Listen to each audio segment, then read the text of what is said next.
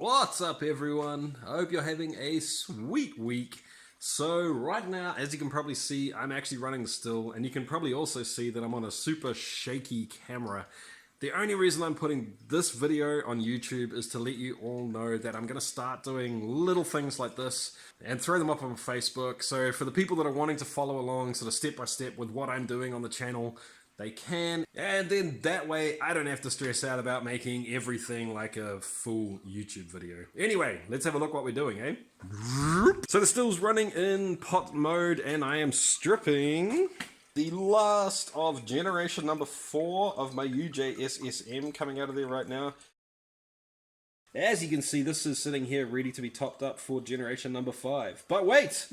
What is this? That is a big old bag of sugar. And this is a big old fermenter. So if you guys are watching this and you have no idea who I am or what this video is about, my name's Jesse. I run a channel called Still It on YouTube and I do distilling videos. I'll try and throw some links wherever you're seeing this so you can go and watch the other videos about UJSSM. But just so you know, a little while ago I made a video tasting the differences between each generation that I've made so far, 1 through 3. I was kind of finding it a little bit hard to discuss exactly what the difference in flavors were, although there was a very dramatic change. Uncle Jesse, the guy who's kind of credited with this recipe, although he's modest and says that it's not exactly his, whatever, he made it famous. He told me that he gets a super strong butterscotch flavor off his UJSSM, and by God, I've just hit it. Jesse, I totally get what you mean now. Yeah, wow.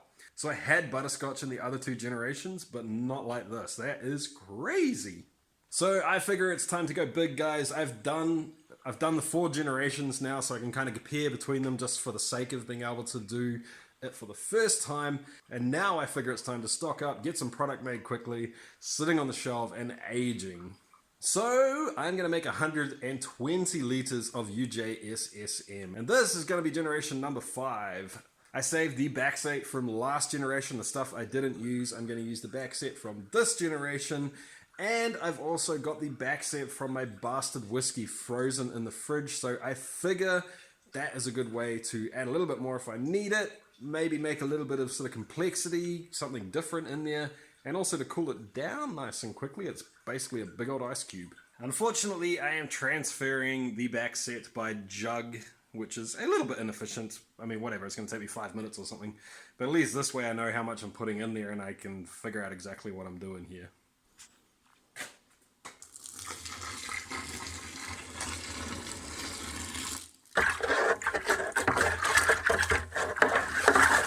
I kind of figure it's also a good time to put the corn in right now for 2 reasons. 1, it's going to help cool that liquid down nice and quickly, and 2, I figure at least the corn's getting kind of hot this way, and maybe it'll more closely resemble like a real moonshine or a real American whiskey flavor. I think I'm kind of crazy for thinking that, but makes me feel good, right? Here we go.